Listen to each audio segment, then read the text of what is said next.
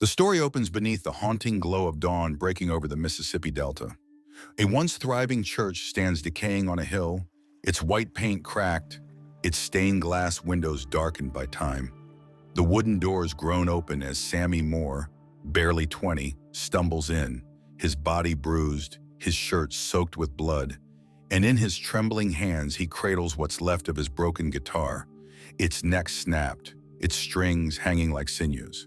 The stillness of the church is broken by the slow, deliberate steps of Pastor Jedediah Moore, Sammy's estranged father, who emerges from the shadows of the sanctuary. A man of fire and brimstone, Jedediah commands the room with his towering presence and deep preacher's voice. He surveys the wreck of a boy before him, immediately sensing both fear and defiance behind his son's blank stare. Jedediah's sermon had always been clear. The blues is the devil's tongue. Music that didn't praise God was music that tempted demons. And Sammy's passion, his ability to make a guitar weep, shout, and raise the dead, terrified his father more than any sin he could name. Now, standing face to face with the consequences of a night not yet explained, Jedediah's worst fears seem realized. He demands answers, invoking scripture and rage in equal measure. But Sammy just stands there silent, empty, broken. Flashback to 24 hours earlier. The town of Clarksdale, Mississippi, still wears the scars of slavery and segregation. The dirt roads snake past shacks, churches, and cotton fields, the air thick with humidity and unspoken tension. Into this landscape roar two rusted Cadillacs, their engines coughing dust as they pull up in front of a long-abandoned sawmill. Smoke and Stack, twin brothers as inseparable as they are opposite, have returned. Tall and sharp-dressed, Smoke walks like a man who's always calculating odds. Every move is deliberate, every word measured. His brother Stack, on the other hand, lives like the dice are always hot, laughing, reckless, wild-eyed. After years hustling up north in Chicago, the brothers have come back to Clarksdale with something to prove. In a pile of dirty money stolen from a well-connected gangster who doesn't forget debts. Their plan is bold and borderline suicidal. Turn the sawmill into a juke joint. Not just a bar, but a temple of rhythm and rebellion. A place where black folks can cut loose, drink, dance, and be free, if only for a night. It's more than a party. It's a statement. Smoke envisions something lasting, something that can change the town's heartbeat. But Stack, always looking for the next high, is impatient. He insists they open tonight, no matter the risk. He believes if the place catches fire early, the money and protection will come later. Against Smoke's protests, Stack makes the call. They open by sundown. With just hours before nightfall, the brothers scramble to gather a crew. They bring in Pearl, a hard-edged bartender with silver eyes and a reputation for vanishing when trouble comes. No one really knows where she's from, only that she once ran liquor through Louisiana swamps during Prohibition and walked out of more than one gunfight alive. Next comes Grace, a no-nonsense jazz singer who left Clarksdale years ago for New Orleans, only to return with stories of heartbreak, betrayal, and fire in her voice. Grace can hold a note like she's holding a grudge, and she doesn't suffer fools, especially Stack, who once broke her heart. And then there's Delta Slim, a mythic figure in blues circles. Rumored to have sold his soul at the crossroads, Slim is ancient, mysterious, and half mad. But when he plays, the room falls silent. The air tightens. Some say he ain't just playing songs, he's channeling spirits. While the crew assembles and the sawmill-turned-juke joint is hammered into shape, Sammy Moore, unaware of the brewing storm, strums quietly on his porch. His fingers glide over the strings not with practice, but with something older, something born. Since childhood, Sammy's music has done things. When he plays, people don't just feel, they remember, they see, they hurt. Sometimes they weep, sometimes they scream. He doesn't fully understand it, but he knows he's not normal. The old folks call it a gift, or a curse, called Kriat, an ancestral power that ties music to the soul, to the spirit world, to the dead. When Sammy plays, the air shimmers. Time bends, ghosts whisper, but it scares him. Raised in a church that preached salvation through silence and shame, Sammy has always been caught between two worlds: the sacred and the profane, the pulpit and the juke joint. His father sees only danger in his gift. Sammy isn't so sure. That evening, Stack bursts in, charismatic and sweating, dragging Sammy to the sawmill. "You want to be heard?" he asks.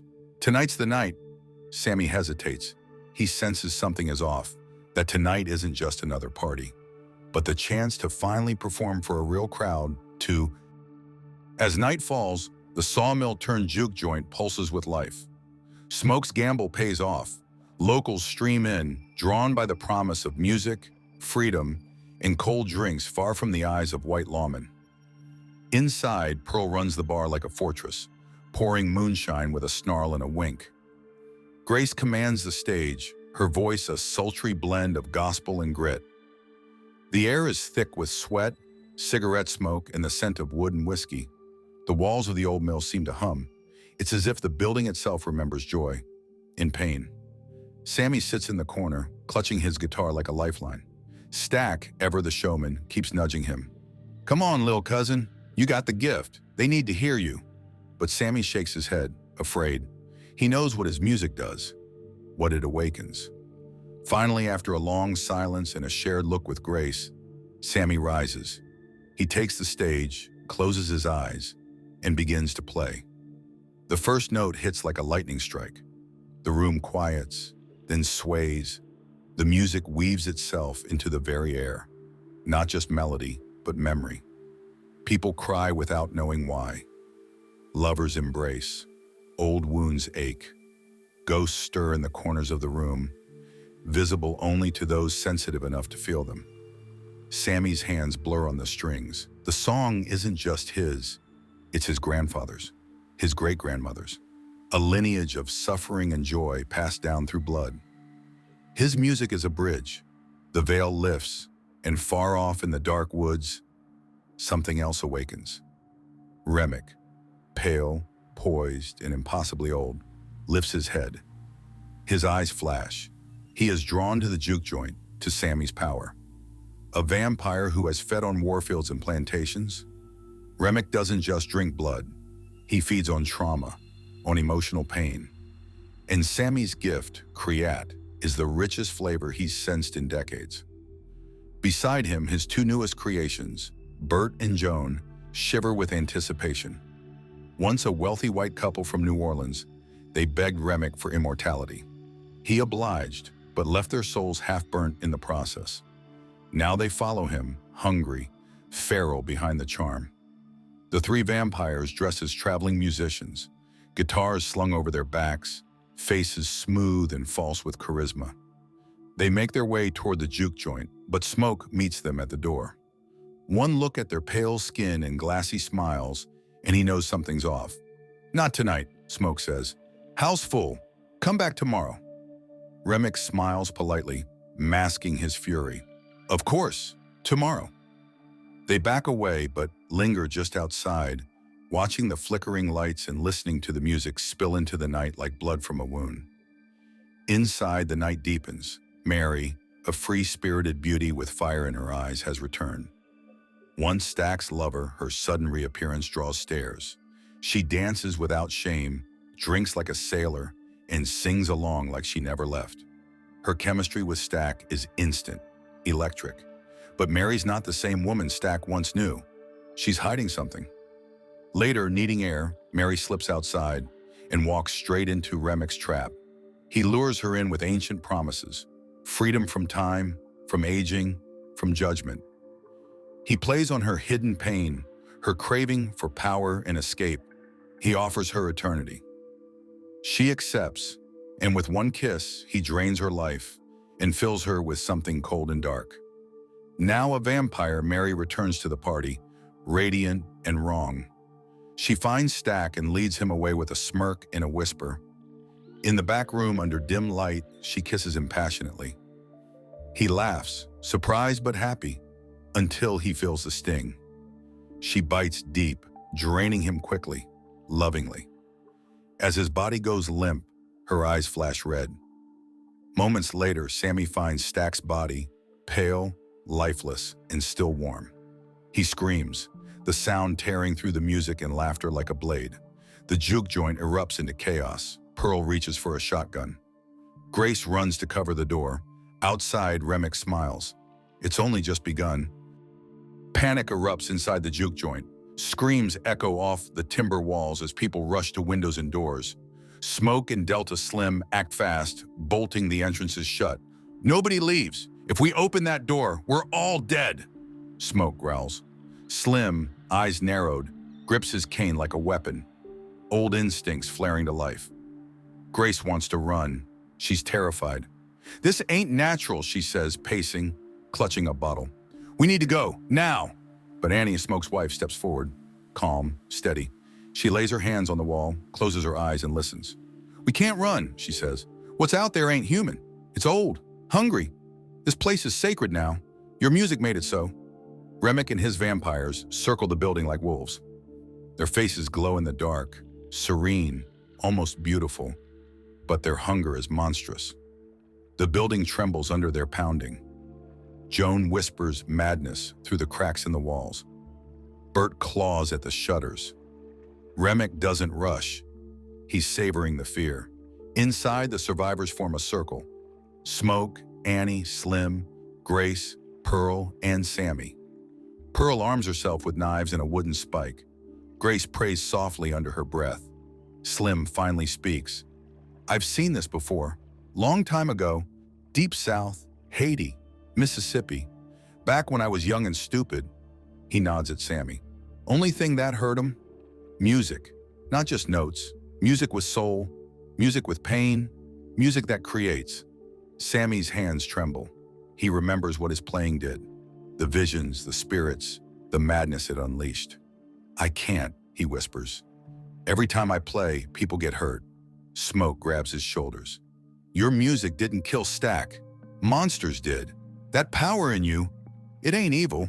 It's like fire. You can burn down the world or warm it. But it's yours. Outside, Remick raises his arms. Wind howls. The windows rattle. The final assault begins. Annie gathers herbs, bones, chalk, preparing a ritual. She starts drawing vaves, voodoo sigils, on the floorboards. She chants in a low, ancient tongue. I need time, she warns. Hold them off. Sammy steps onto the stage once more. This time he doesn't hesitate. He plays. The music pours out of him like a storm, raw, jagged, soaked in sorrow and rage. It's a lament for Stack, a cry for help, a prayer, and a battle cry all in one. The air shimmers, the veil breaks, the ancestors come.